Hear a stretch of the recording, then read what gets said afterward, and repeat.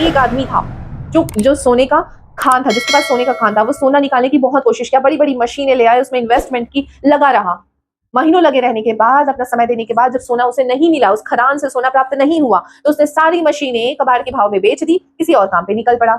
लेकिन जिस व्यक्ति ने कबाड़ के भाव में उस सोने की खान को खरीदा था, उसकी नीलामी में उसे जीता था, वो मूर्ख नहीं था। उसने सबसे पहले एक स्पेशलिस्ट को बुलाया, जिसने उस एरिया में सर्वे करवाया और पता चला कि जो सोना है वो वहीं पर ही है। उसने खुदाई करना नहीं छोड़ा। वो व्यक्ति जो बेच के भाग गया था, वो जहां तक उसने खुदाई की थी, वो उसके आगे खुदाई करता चला, करता चला, करता चला, और आपको पता है सिर्फ 3 इंच के बाद ही सोने का भंडार था। उस इंसान ने, जिसने उस खदान को बेचा था, वो अपनी उस भूल को जिंदगी भर नहीं माफ कर सका। अगर वो खोदना नहीं छोड़ा होता तो सोना उसके सामने ही था, लेकिन उसने बस 2 कदम पहले ही हार मान ली।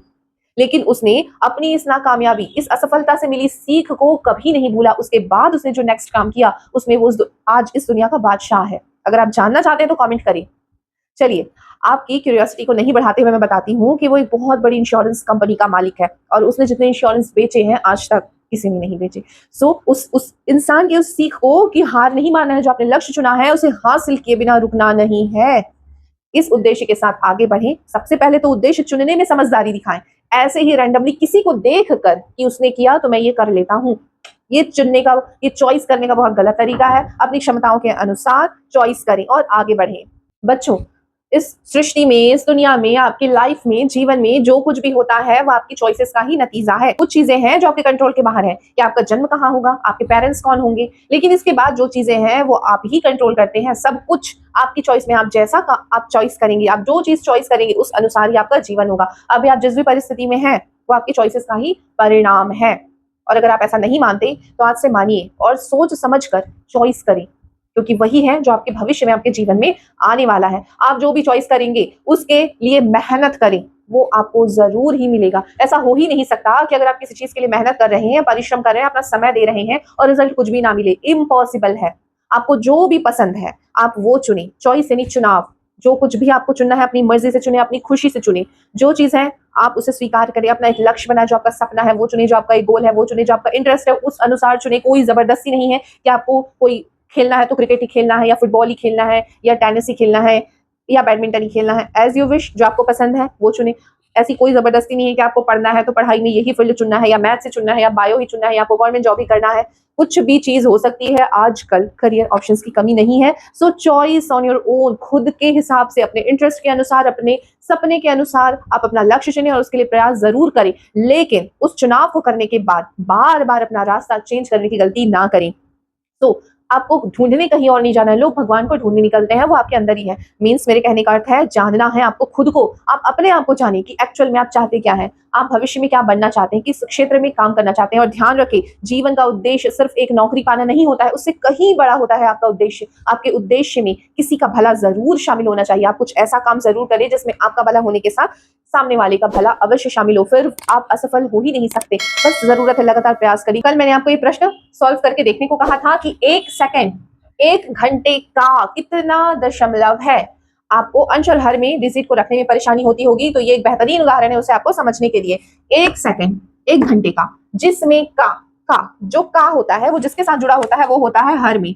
हर में क्या हुआ, 1 घंटा लिखा, 1 घंटे, 1 घंटे का, जिसमें का होता है वो हर में रहेगा। आप याद रखना, आपको समझने में आसानी होगा। और 1 सेकंड, 1 सेकंड है अंश में, 1 घंटे का कितना दशमलव है। तो आप इसे एक, ये जो सेकंड है, लेकिन हर में क्या है, हर में तो घंटे दिए हुए हैं। जब भी आप दशमलव निकाले या प्रतिशत निकाले या कुछ भी, तो अंश और हर की जो मात्राएं हैं ये समान होनी चाहिए। ये जो यूनिट है, यहाँ सेकंड है यहाँ घंटे हैं, तो यूनिट आपकी सेम होनी चाहिए। 1 घंटे में 60 मिनट्स होते हैं और 1 मिनट में कितने सेकंड होते हैं, 60 सेकंड्स होते हैं। तो सबसे पहले ये जो 1 घंटे हैं वो क्या आए, 60 मिनट्स आए। और 60 मिनट्स में 1 मिनट में कितने सेकंड होते हैं, 60 सेकंड्स होते हैं।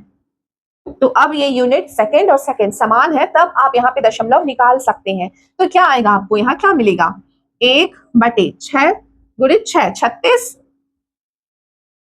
और साथ में है 2 शून्य।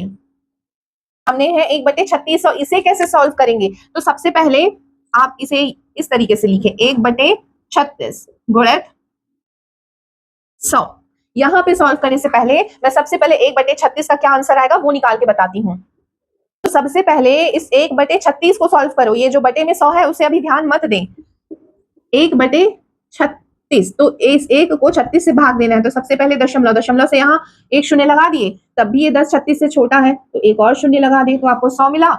अब इस 36 का गुणा किससे करना है कि वो 100 तक पहुंच जाए। इसे आप मान लीजिए कि ये 40 है। 40, 40 दूनी 80। तो आप अगर 2 से ही इसका गुणा करेंगे तो 2 से करके देखिए। अगर आप 40 का गुणा 3 से करेंगे तो ये 100 से आगे निकल जाएगा। सो 2 तक ही लिमिट रहते हैं। अगर छोटा रहा तो आप आगे बढ़ा लीजिएगा। तो 2 छक्के 12, एक है, और 2 तिया 6 और 1 7, 72। अब इस 72 को आप 100 से माइनस करें तो 10 में से 2 गया 8, अब 10 में से 8 गया 2, 28 है। अगर आपने यहाँ 3 का गुणा किया होता तो वो ऑब्वियसली 100 से ज्यादा आता, क्योंकि रिमेनिंग सिर्फ 28 ही हो रहा है। तो अब इस 28 में एक और शून्य ऐड करेंगे तो आपको क्या मिलेगा, ये हुआ 280। अब इस 280 को 36 से, यहाँ शून्य क्यों ऐड किया, क्योंकि ऑब्वियसली आप दशमलव के बाद सोल्यूशन कर रहे हैं, सो आप यहाँ शून्य ऐड कर सकते हैं क्योंकि दशमलव लगा हुआ है। तो यहाँ 36 से आप 280 को 36 से भाग देना है, तो इसे फिर 40 माने। 4, 4 दूनी 8, 4 तिया 12, 4 चौक 16, 4 पंचे 20, 4 छक्के 24, 4 सत्ते 28, 4 सत्ते 28।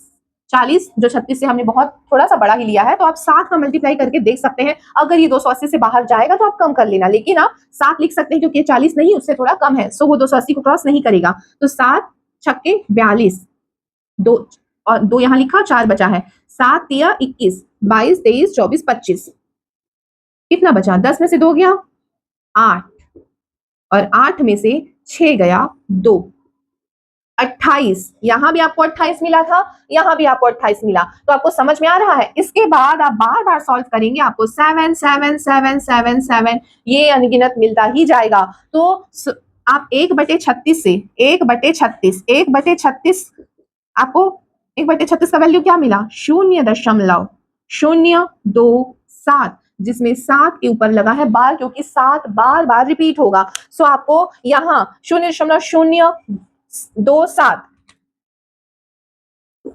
0.027 और 7 के ऊपर लगा है बार बटे 100, क्योंकि आपने 1/36 को सॉल्व कर लिया है, बचा हुआ था 100। अब आपको इस 100 को भी एडजस्ट करना है, तो क्या आएगा, 0 दशमलव के बाद 2 अंक और ऐड हो जाएंगे, तो वो 2 अंक आप कहां से लाएंगे, शून्य ही तो लाएंगे।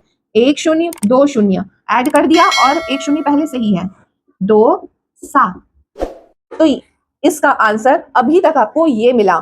तो यही आपको ऑप्शन में मिलेगा और यही आपको टिक करके आगे बढ़ना है।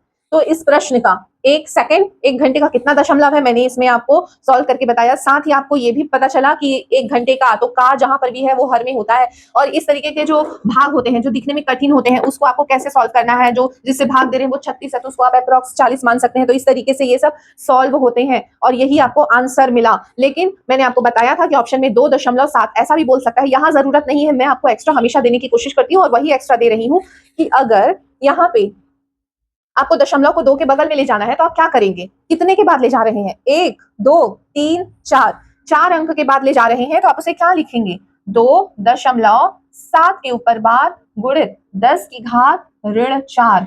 दशमलव हटा रहे हैं, यानी जो 10 की जो घात है वो नीचे आ रही है, तो आपको अगर बैलेंस करना है तो आपको माइनस में लिखना पड़ेगा। ये जो 10 की घात 2 था वो आप ऊपर ले गए हो, तब वो दशमलव आया है। अगर आप उसे दशमलव में नहीं लिखते तो क्या लिखते, 0.027 का bar into 10 to the power -2 लिखते, 0.027 के ऊपर बार गुणित 10 की घात ऋण 2 लिखते। और अगर आप दशमलव में लिख रहे हो तो 10 की घात ऋण में नहीं होता, वो आपको दशमलव में शो हो रहा है। लेकिन अगर आपको दशमलव को 10 की घात में लिखना होता है तो वो 10 की घात ऋण 4 या जो भी जितना भी आपका घात में आ रहा होगा उसमें ऋणात्मक मान जरूर जुड़ेगा। तो ये आपको ऑप्शन में देखने को मिलेगा, इसे आप टिक करोगे आगे बढ़ोगे। और मैंने आपको एक्स्ट्रा यहाँ पे ये दिया कि एक छोटा सा और एक एक्सप्लेनेशन दिया कि अगर आपको 0.2 के बाद लानी है तो यहाँ 10 की घात को आप कैसे बैलेंस करोगे। तो आई होप आपको क्लासेस पसंद आ रही हो, वीडियो पसंद आ रहे हो, आपका बेसिक्स क्लियर हो रहा हो, और अगर हो रहा है तो प्लीज कॉमेंट जरूर करें।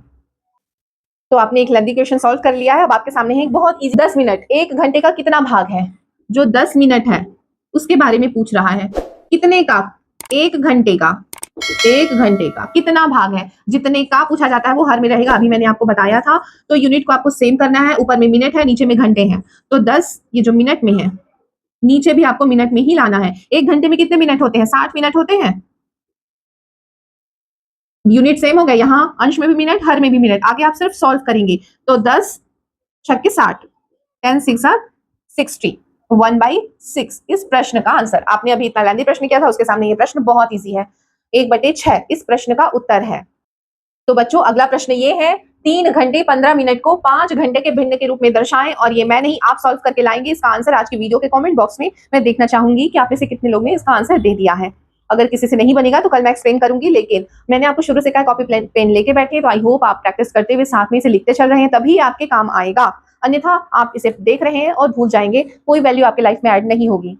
तो अगर आपको इसका फायदा उठाना है तो लिखते चले। तो इस प्रश्न को आपको सॉल्व करके लाना है 3 घंटा 15 मिनट। 3 घंटे 15 मिनट को 5 घंटे के भिन्न के रूप में लिखना है। अगर कोई डाउट आएगा तो मैं इसको आपको कल क्लियर करके बताऊंगी ही, लेकिन आप प्रैक्टिस जरूर करें। तो आज की वीडियो आपको कैसी लगी प्लीज कमेंट करके जरूर बताएं, लाइक करें, चैनल को सब्सक्राइब करें। इस वीडियो को आप अपने दोस्तों और सभी कॉम्पिटिटिव एग्जाम की तैयारी करने वाले बच्चों तक अवश्य शेयर करें। तो आज के लिए इतना ही, मिलते हैं कल सुबह 8 बजे इस प्रश्न के साथ और ऐसे ही और नेक्स्ट क्वेश्चन के साथ। नमस्कार बच्चों।